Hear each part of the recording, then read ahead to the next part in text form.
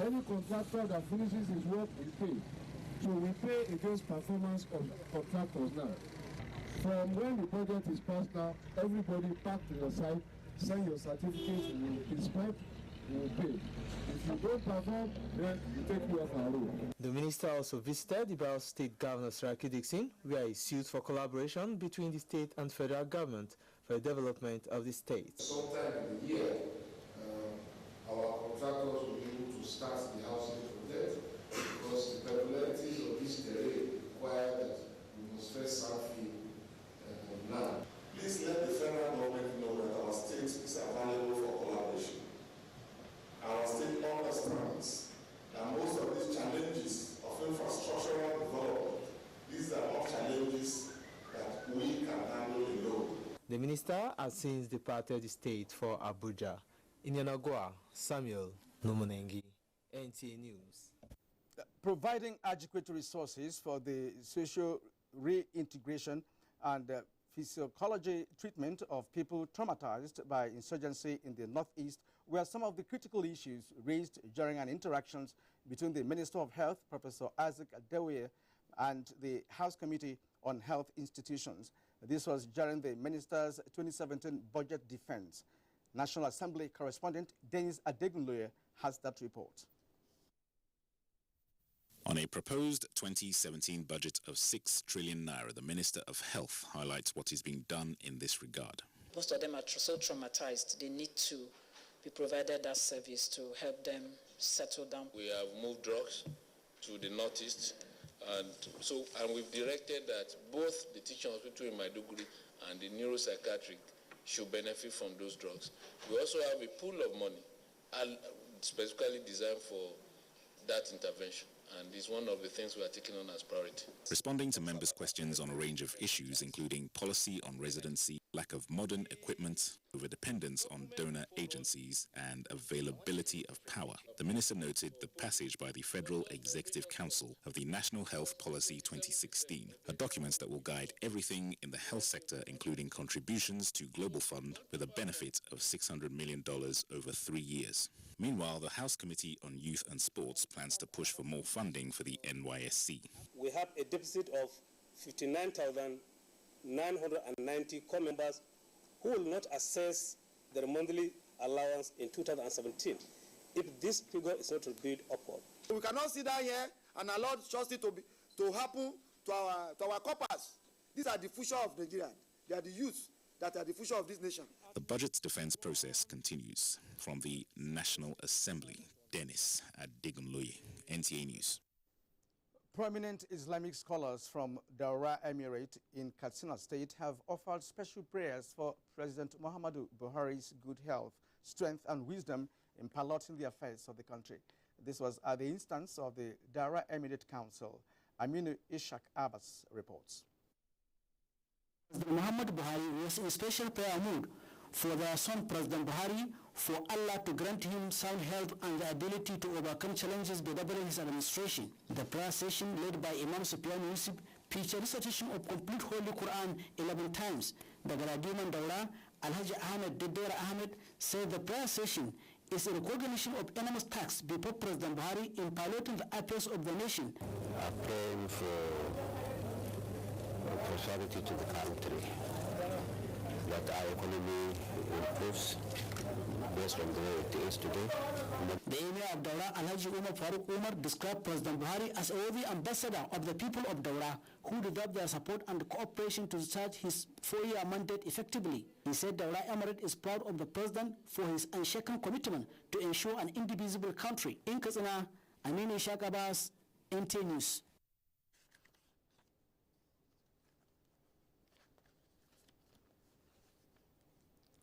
And now we'll move on to the next story. The national chairman of the People's Democratic Party, Senator Ali Modi Sharif, says his agenda now is not to perpetuate himself in office, but organize a convention that will produce credible leadership for the party.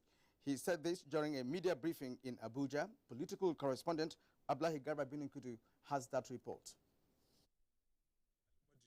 Who was for the first time reacting to the judgment of the Court of Appeal in Port Harcourt, described its outcome as victory to all PDP members. He stated that he is in wider consultations with all organs of the party before arriving at a roadmap to a national convention and repositioning the party. I want, as a person, to make sure I make my contribution to the success of this party. And by doing that, I am ready to make any sacrifice on behalf of PDP. I do it because we want impunity to stop. We don't want to lose election again. The PDP chairman also announced plan to open the PDP Secretariat for operations next week as soon as they receive the official communication of the Port Harcourt judgment. The Court of Appeal had ruled in favor of Senator Sharif as against Ahmad Makarafi, who has vowed to appeal as a Supreme Court. In Abuja, Abdullahi Garba Kudu, NTA News. Gambia's new president, Adama Barrow, has been sworn in for the second time in front of thousands of people at the Independence Stadium in capital Banjul. He was first sworn in at the low-key event at his country's embassy in Senegal, where he was forced into exile following the initial refusal of his predecessor, Yahya Jammeh, to leave power at the expiration of his term. Barrow defeated the incumbent in the December elections to become only the third president in the history of the Gambia. The inauguration ceremony also marks 52 years of the Gambia's independence. Yahya Jammeh has since fled to Equatorial Guinea when regional powers, including Nigeria, sent in troops to remove him by force. Now, with the projection that in 2050, Nigeria, which has the highest prevalence rate of sickle cell disease in the world, will be contributing 50% of the world's sickle cell disease burden, the former head of state, General Yakubu Gowon, has urged the federal government to step up measures or set up measures towards addressing the trend. This was at book presentation in Abuja in support of sickle cell intervention. Jim Demandowisi has the report. Babies are born with sickle cell disease in Nigeria, thereby contributing to 75% of infant sickle cell disease in Africa due to their parents' genotype AS, which is a sickle cell trait. When these babies are unidentified at birth, more than 50% of them die before age 5. In view of these alarming figures, there is an advocacy for federal government intervention and for intending couples to go for genotype tests. Government should now do whatever they can and give attention to this particular disease. The first thing that I think is important is this education. Neonatal screening for sickle cell disease, when linked to timely diagnostic testing, parental education, and comprehensive care, markedly reduce morbidity and mortality in infancy. Inspired to with sickle cell disease due to the experience gained from his 29-year-old son living with the disease, founder of Babajide Olowodola Foundation wrote 2 books titled Reflections and Oasis in the Desert. We're written to encourage men and women who have gone through what we have gone through to also find a blueprint on how to make the best out of what they are going through. It talks about the power of faith in getting us through our difficult moments in life. The books seek to spiritually uplift people passing through challenges, especially those living with sickle cell disease and their families. In Abuja, Chimdema Dubisi, NTA News. And you can watch this news live online via the NTA mobile app, which you can download on your Android device at the Google Play Store or at the Apple Store if you use devices with iOS. Well, you are watching Weekend File, and we're glad you are still watching the program up to this moment. The armyworm is actually a caterpillar that eats crops before turning into a moth. Its presence in Africa was first reported in Sao Tome and Principe in January 2016. Since then, it has been ravaging maize farms in southern Africa, prompting a meeting of world experts in Harare, Zimbabwe, to come up with a plan to combat it. Some cases of the crop-eating pest have been reported in some parts of Nigeria. What needs to be done to stem its spread and what is on ground to manage it where it has been discovered? Stay with us for a closer look at this after the break.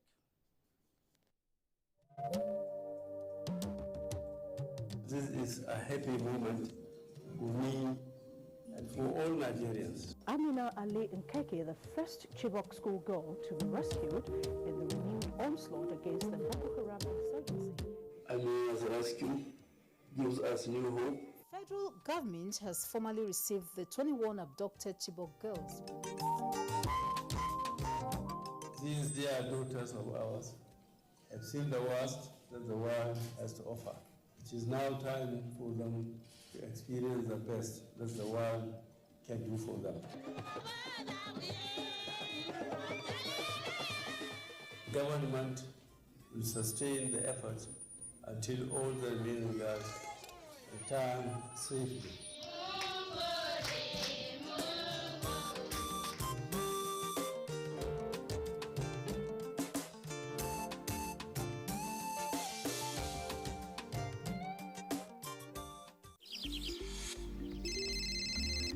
Hello? Welcome to the M6 Challenge. Using your new Gioni M6, carry out everything on that list. Starting now.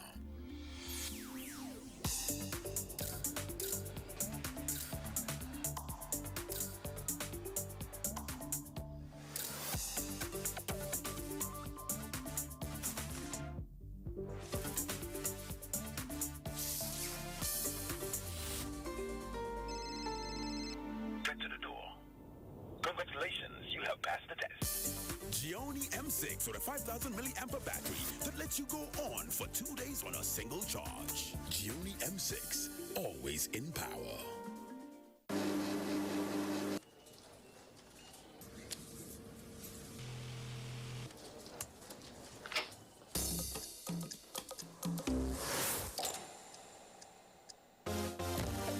Pump the jam, pump it up while your feet are stomping and the jam is pumping. Look at the crowd is jumping. Pop the jam and push up your hand. You know, say me fans they plenty like sand. Jump up and dance, make them understand. Say me energy could have never be contraband. No matter what life throws at me, I can handle it constantly. All of my fans them invited. DJ, make my day.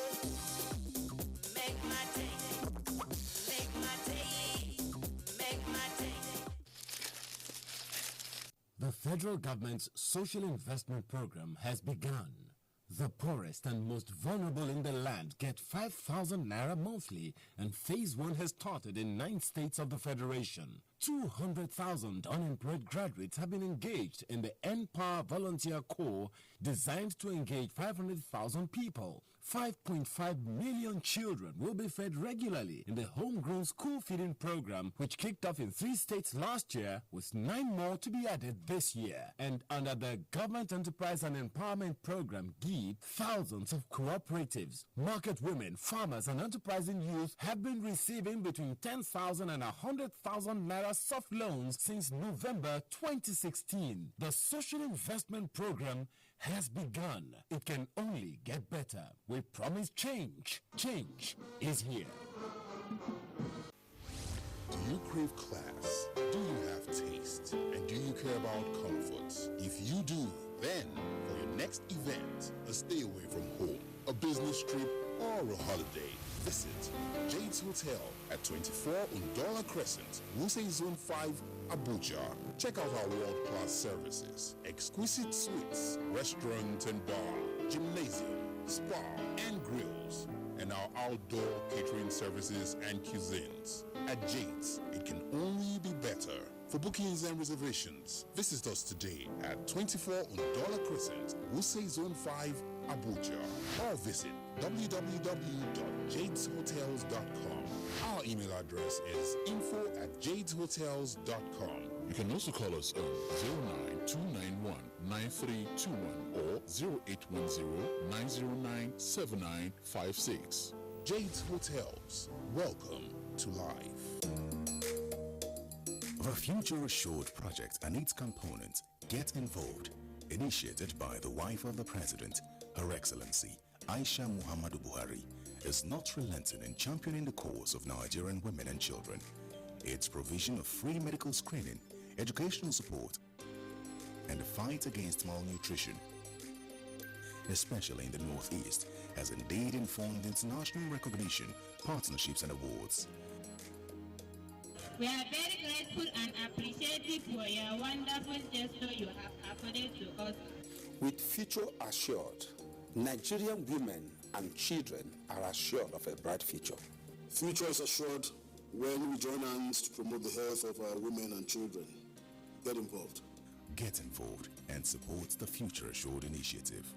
Future Assured, promoting and protecting the lives of Nigerian women and children. Following the approval of the whistleblowers policy by the Federal Executive Council and its launch by the Minister of Finance, Mrs. Kemi Adeosun, patriotic Nigerians have been making inquiries on how and where they could deliver information that could lead to the stopping or uncovering of fraud to the appropriate authority and answers to frequently asked questions. The Federal Minister of Finance has therefore dedicated a telephone line for receiving SMS, a whistleblowers portal, and an email address through which members of the public who volunteer to disclose information about a possible misconduct or violation could deliver such information for the attention of the team dedicated to process such information. You are watching Weekend File and now move into the business of the day. Maize is the third most common and important food crop across Africa after wheat and rice, and over millions of Africans depend on the crop every year. This is the reason why the Food and Agriculture Organization of the UN raised concerns over the continued spread of a pest known as armyworm, destroying maize crops and spreading rapidly across the continent. Nigeria is also under attack by the armyworm, posing threat to national food production in over 20 states. Our agriculture correspondent, Musa Babaliu, takes a look at the outbreak of armyworm in Nigeria and the threats to maize production in the country. Maize remains a key crop in Africa. It is primarily used as human food and raw materials for the production of animal feeds. It is estimated that Africa produces about 50 million tons of maize annually out of the global production of over 800 million tons. Nigeria remains Africa's largest producer with annual production of nearly 8 million tons, followed by South Africa, Tanzania, Kenya, and Uganda. But the outbreak of armyworm on the continent poses a threat to the production of maize in Africa. It is believed that the pest gets into the continent through imported crops.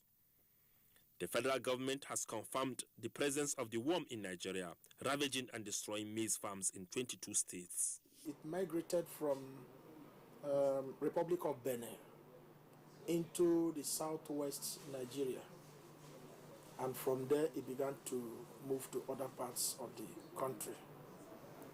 By the end of, towards the end of 2016, it has gone around the entire 36 states.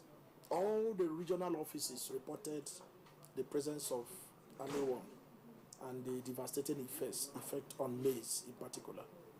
Though the extent of damage is yet to be documented, but investigations revealed that hectares of maize plantations were destroyed in southwest and north central states. This farmer in Niger State told me that he lost 10 bags of maize valued at over 100,000 naira to the armyworm. The state governor have already directed that we should assess all the places so that necessary measures being taken immediately. The measure is getting this herbicide, the insecticide to be sprayed all over. The Gawa is not affected for now, but certainly we are deploying some mini drums so that when it happens, we spray from the top. And that is the solution so far that they find out. So we are getting ready. In case we have that attack, we'll be in a good position to resolve the issue or to manage the crisis or the situation. Minister of Agriculture and Rural Development, Adu Ogbe, said consultations with scientists are underway to eradicate and stop the spread of the pest. The problem with the armyworm is that spraying a farm needs a special technique. You must spray very early in the morning or late evening because the chemicals tend to evaporate very quickly. And the worm climbs and settles in the stem of the maize. So it causes all the disaster.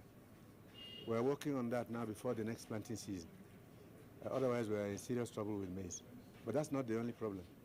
We also have aflatoxin, which is a major challenge in maize and even affects the yield of the chicken on farms and their growth and the health of the people. So these are issues we're dealing with now. The presence of the worm in Nigeria was first noticed last year in southwest part of the country, where they destroyed maize farms in Oyo State and environs before it spread to other parts of the country. In Abuja, Musa Baba Aliyu, NTA News. And from Kaduna, Gloria Token-Walling reports that farmers there have suggested that synergy among stakeholders will go a long way in curbing the devastating effect of the armyworm, especially in maize and tomato production. Statistics on the actual number of farmlands affected by the disease are not available. It is estimated that the disease have ravaged about 1,500 farmlands across the state, with losses amounting to millions of naira. The outbreak started last year with some communities like Kuzuntu, Galma, Lungu in Soba, and Ikara local government areas affected, with crops like maize and tomatoes being the worst hit, especially during irrigation. Armyworm in agriculture, we refer to these as insects, attacks. And there are quite a good number of such insects. For example, stem borers, armyworms, grasshopper, termites, and corn ear worms. All these are insect attacks because they destroy the crops, And if the infestation is quite heavy, definitely it means wiping out a whole farm, that has been planted with maize. These are some of the farmers whose farmlands have been ravaged by the disease. It was last year we started seeing this thing happening, but before now, we didn't have it. It has destroyed our maize and tomatoes. It started with our sweet potato, and now it has gone to maize and tomatoes. Even okra and their likes are not spared. The disease, if left untouched, can threaten food sufficiency and security of the country, as farmers and consumers alike are likely to be left with little or no food to eat. It's very devastating. Unless something is done immediately, they wipe out the whole farm, and that has economic effects on the farmer. It means, of course, the crops you have planted definitely will be wiped out, and that means loss of income to the farmer. And of course, this will also lead to food security problems. To tackle the disease, various control measures have been put in place by the state government. When we got alerts from there, then we decentralize our extension agents across the state to tell the farmers that something is happening. And they discovered that exactly we have a biological control. That is, we use our hands to pick them up, any infected plant, remove it, and we have the chemical control measure. We use Lambda 2.5 EC to control the menace. Extension services and enlightenment have also been increased to help check the devastating consequences of armyworm. In Kaduna, I am Gloria Tukenwado, Weekend File. Godwin Inalegu in Makurdi reports that the infestation by armyworm has led to reduction of the annual yield of food production, especially maize, in Benue State in the last cropping season. With rich urban land that is suitable for the cultivation of a variety of crops such as cereals, citrus, tubers, and vegetables. In spite of this, many farmers last year suffered infestation of armyworm on crops, which has defied all solutions. Farmers say this has significantly affected the production capacity of farmers. The armyworm, which is said to have migrated from neighboring African countries, invaded mostly maize farms in Benue State, destroying the crops. This maize farm was among many others infested by the worms in the last cropping season. Although the armyworms prefer grass and cereals, they also infest vegetables, legumes, and other crops. Preferring to feed at night, armyworm devour succulent foliage by feeding on the leaves and stems, thereby killing the plant. Abu Ayaji is a large-scale farmer who had targeted to harvest 2,000 bags from the 50-hectare maize farm he cultivated last year. He, however, said only 40 bags were harvested from the farm after spending so much on inputs and labor. Now, considering the input, the implement, the application of herbicides and other things that went into it, it was a disaster. They kill and I see a planter go die, a planter go die. Commissioner for Agriculture James Ambua said Benue State government has taken proactive measures to prevent future infestation of armyworms, as about 2,000 samples from both small and large holder farmers affected have been submitted to the quarantine agency for possible analysis and solution. The disease did not come in one location, it is all over the state, and we have collected the statistics, that is the number of farms in different locations, the people that were affected, how many small farm holders, how many big time farm holders that were affected. We have gathered everything and sent.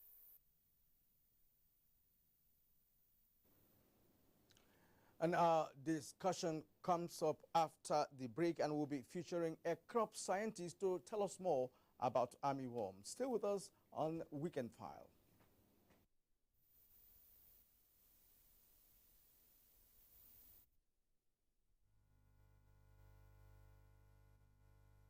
Nigeria.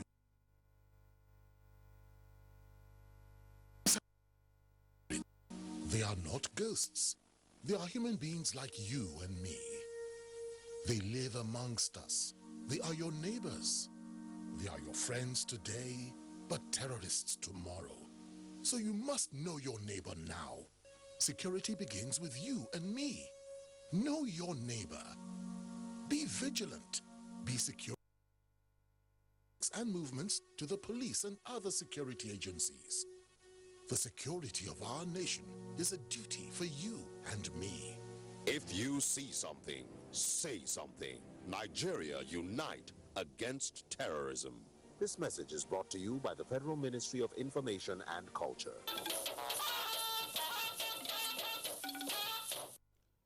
Now, joining me now in the studio is Mr. Adeleke Muftao. He's the in charge of maize value chain in the Federal Ministry of Agriculture and Rural Development. You're welcome to Weekend File. Thank now, you. Yes, as a crop scientist, what more can you tell us about armyworm? Armyworm is one of the insects that is very devastating when it enters the farm, and is to a greater extent very new to our farmers in Nigeria, because the prevalence rate was noticed last year, and it was high. And because of that, it has become a menace to farmers. When you notice birds hovering over your farm, then there's something wrong, because the predators of one of the predators of armyworm is birds, and they would like to feed on these armyworms. In order for you to quickly do what is expected of you, you just have to call those who will help you at the right time, because the rate of devastation is very, very fast. That is one. And what you should also know about it again as a farmer is that these insects, the larva, which is the caterpillar, do not feed during the day. They are always nocturnal. They do their damage during the night. So you may not see them during the day as per se, because they hide under the leaf, on the hulls of the leaves of the maize plants. And in that respect, if you go to your farm and you don't see anything during the day, or any of these armyworm walking about, that does not mean that things are fine. But what you should look at is when you see their frass. We call these are their droppings. And if you are not quick to do what is expected, once the armyworm is up to 1 inch in length, the devastation will be so great. These are the indicators that show that they are in your farm, and you must quickly find way to curb their devastation. Now, how did it get to Nigeria? And is government aware of its presence in Nigeria? Armyworm is the caterpillar, but what makes them to move about is the moth itself, the matured adults. And this moth can move from one place to another, and they can move up to 1,000 kilometers. And from the history that we have, armyworm is much more present in the Americas, that is South America. But it came to Nigeria through Benin Republic, as people have given us the stories. That is after going to the field and discover what this thing has been done. And throughout this period of their movement, I think the first place where it was noticed is South Africa. We have them in Zimbabwe, South Africa, Malawi, and Mozambique. And that's why you have the conference that was held on the 14th coordinated by United Nations on this very armyworm. Now, has this been experienced in Nigeria in the past, or is this just the first time?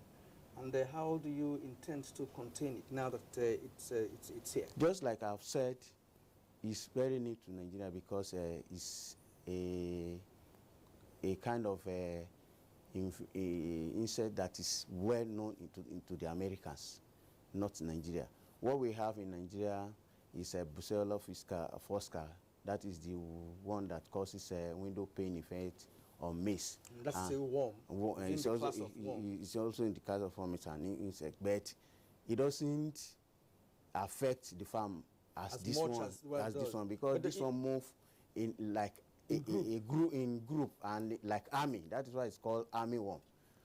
So it's very new in Nigeria, in the essence that it has not caused this kind of devastation we are talking about now. It is said to be of different species. Are you sure that the one you described to me that's been in Nigeria is not a species of armyworm? No, it's not.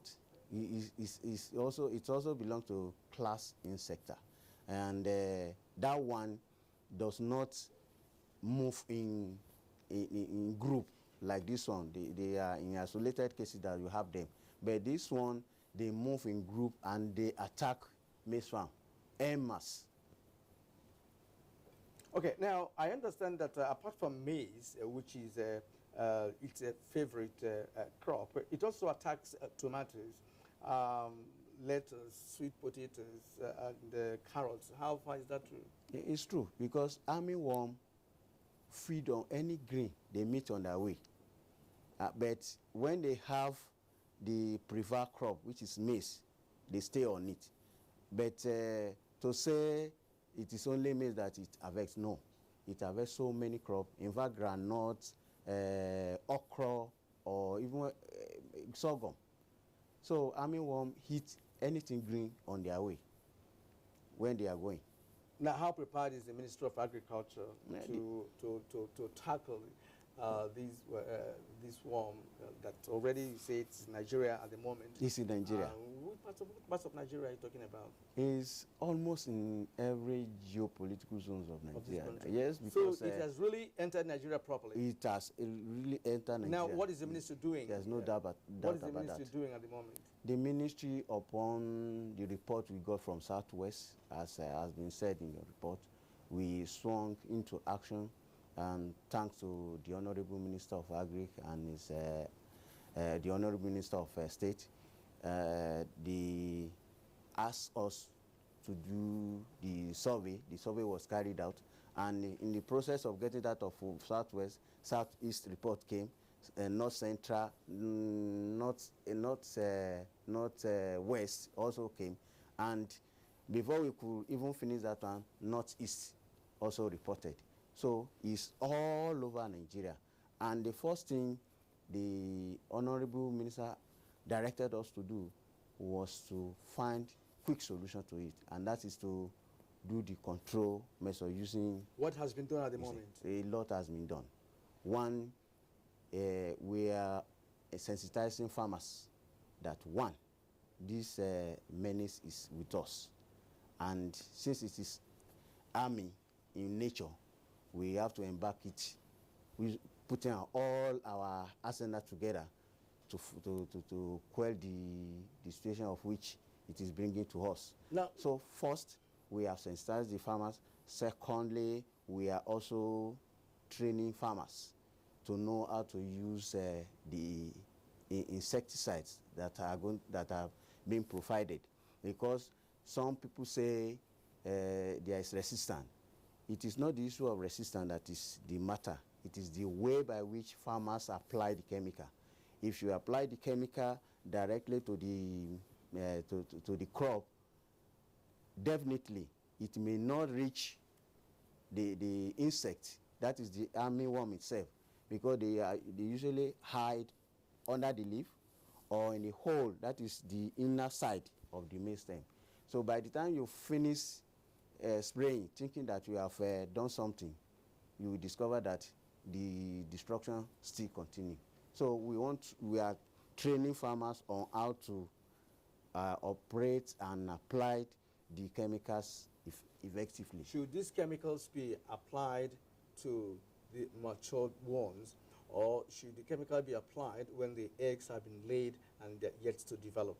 The first thing is this: we need to do good agricultural practices.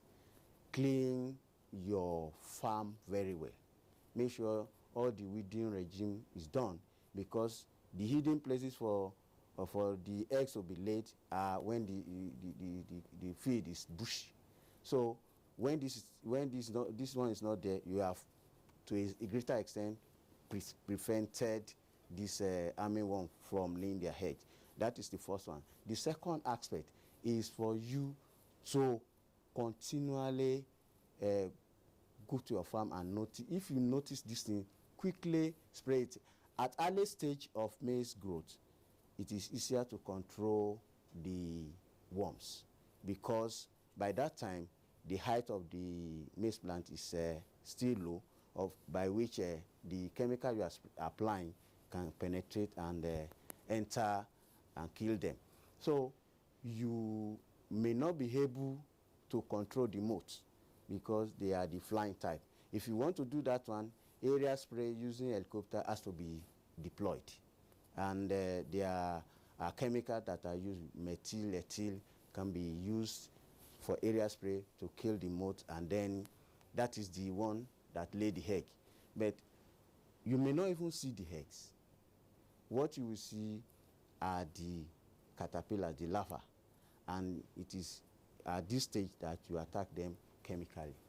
Now, the worm is known to be highly unpredictable, and in recent years, the science and technology, has really advanced solutions to such things. Is there any other application apart from the usual chemicals that we apply? And again, are there ready-made insecticides for such worm, or are you using the regular ones used for other insects? Thank you.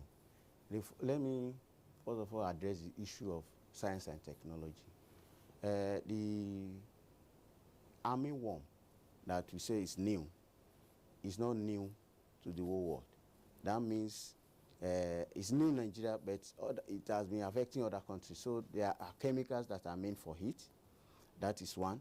Then science and technology is evolving. One of the problems where we are having armyworm is climate change, because last year there was a little bit of delay in rainfall, and it's a ground for armyworm for the eggs to be laid and then multiply, and this can be done within 30 minutes and 30 days. And for us to use science and technology to combat this menace, we are working in tandem with other ministries, not only to evolve the way of attacking armyworm, but other things that has to do with agriculture. So we are working together. In respect of what the ministry is doing to alleviate the suffering of farmers on this. The minister has graciously asked the Department of Agriculture to make sure that chemicals are purchased. We have chemicals that are, just like I have said, that are meant for this. There is no need for us to start manufacturing or producing one. They are there already. It is the way by which they are applied that is very, very important for us to teach the farmers. And the minister has asked us to make sure that these chemicals are available at subsidiary rates to farmers. Okay, now it's also been said that coordinated approach is needed by affected countries. Is there any such coordination, between Nigeria and other countries who are experiencing the same worm attack? As you have said in your earlier report, the United Nations has coordinated a meeting in Zimbabwe precisely on the 14th, that's about 3 or 4 days ago, on this very issue. And they are, in that report, the doors are made open to know which other countries are being affected. So as we are reporting this, it will get to Food and Agricultural Organization to tell the world that Nigeria is being attacked by this armyworm, and we need collaborative assistance to make sure that we defeat the menace. All right. Is there any coordination locally with respect to engaging farmers, especially the rural farmers, who may be seeing such worm for the first time in their lifetime? How are you coordinating the Nigerian farmers, the local ones, who may actually be more devastated than anybody else if such attack takes place in their farms? Thank God, the desk service, maize value chain, has been working with our farmers. In GES program, we have Maize Farmers Association who have been very close to the maize value chain, and this coordination with them in terms of what to do and the right thing to do at the right time has always been channeled to them. And that is why we are saying that the next move, which is the issue of building their capacity, is for us to approach them, because we have all these organizations. We have the maize producers, we have the maize processors that we will call and then build their capacity to be able to combat this menace. And in addition to that, we also have other units or let me say sections in the ministry that are also supporting FDA. We have the quarantine services. We have people who are working, we are meeting. We also have a pest control unit of the Federal Department of Livestock. We are also working together to make sure that this attack is brought to a stop. Now, with all these measures put in place, what are your expectations? This is a cropping season, in Nigeria right now, and would you think that this will have an adverse effect on what is being planted at the moment with respect to, food security against the next year? Yes, we have said it, that the yield that was gotten last year due to this devastation was low, because it was new to Nigerians, especially Nigerian farmers. So what the Honorable Minister of Agriculture did was to scale up dry season maize production, and this has been able to back up what was produced during the wet season. And thank God, the menace was not recorded, it's not being reported in the dry season cultivation as it is going on now. Then the second aspect is that the direct involvement of stakeholders in making sure that this menace is brought to a standstill or to stop is what we are working towards, and by the grace of God, we will win. All right, thank you, Mr. Adeleke Muftao, for being part of Weekend File tonight. Well, it's been nice talking to you. Yes. At least we've learned one or two things from your contributions. Thank you once again for coming. I have been speaking with Mr. Adeleke Muftao. He's a crop scientist and desk officer, maize value chain in the Federal Ministry of Agriculture and Rural Development. Now, happenings in the world of sports and the weather outlook are next on our timeline just after this timeout. The production, distribution, and sale of counterfeit and fake drugs is a corrupt practice and a crime against humanity. This has informed several measures and strategies to combat fake drugs, including introduction of anti-counterfeiting cutting-edge technologies to detect fake drugs on the spot. These technologies are being deployed to all the states across the Federation, as well as the internally displaced people's camps. The President, Muhammadu Buhari, and his team are committed to this fight. The federal government of Nigeria, in line with its anti-corruption agenda and posture, will fight a total war against fake drugs and other unwholesome regulated products in order to ensure that Nigerians remain healthy and well. Lend your support and join NAFDAC to rid the country of fake drugs and unwholesome regulated products. NAFDAC, safeguarding the health of the nation.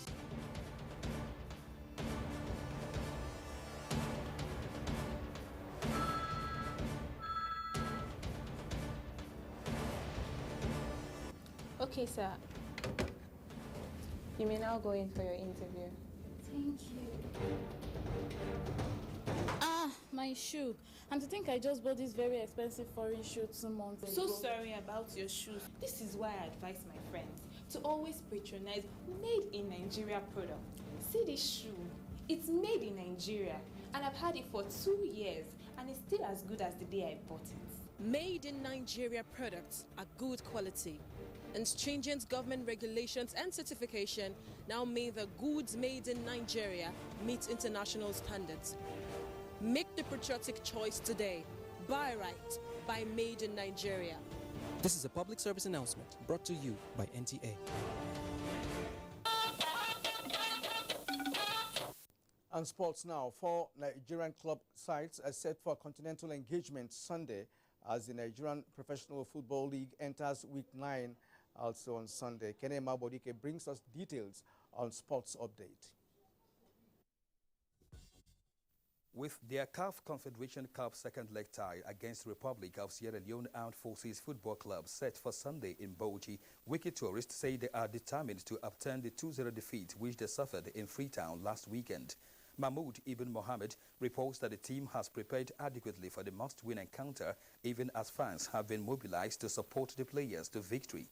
FC Ifeanyi, who secured a 1-0 advantage in Nnewi, play away to Al Masry in Egypt in one of the scheduled fixtures. In the CAF Champions League group qualification, Rangers will aim to consolidate upon their first leg 1-1 draw with a win in Enugu against the visiting JS Saoura of Algeria on Sunday, while Rivers United, which played a goalless draw in their first leg tie in Mali, welcome AS Real Bamako to Port Harcourt. Meanwhile, 6 games will be decided in Week 9 of the Nigeria Professional Football League Sunday, with leaders Plateau United hoping to maintain unbeaten run when they welcome Niger Tornadoes. Shooting Stars visit Katsina United, while Nasarawa United host Sunshine Stars. In commemoration of its 29th year anniversary, the Federal Road Safety Corps Saturday took to the Abuja National Stadium for the monthly walking and jogging exercise, with the Corps Marshal Boboye Oyeyemi restating the commitment of the organization to reducing accidents on Nigerian roads, while congratulating the FRSC football team, which recently gained promotion into the 2017-2018 Nigeria Professional Football League season. When you're on patrol, you'll be on the road standing for 8 hours. If you are not fit, you can't do this job. So, but I think sport is a major instrument that we have deployed. Elsewhere in Abuja on Saturday, officers and men of the Nigerian Security and Civil Defense Corps held their first walk and jog exercise in the year, a 12-kilometer course which took them from Wuse Zone 5 through the Central District and back. The exercise, which is designed to keep the personnel physically and mentally fit, will now become a monthly affair. With sports update, Kenan Imabodike, NTA News. And next is a look at weather picture for major cities in Nigeria for tomorrow.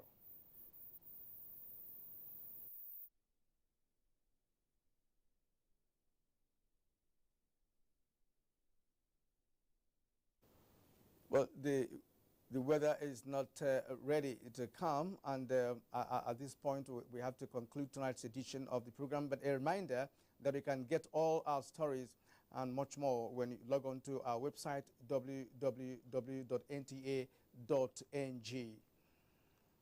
And on this note, we thank you very much for being part of our show tonight. Next week we'll bring you another edition of news, views, and analysis. Once again, thank you for watching, and from all of us here, good night.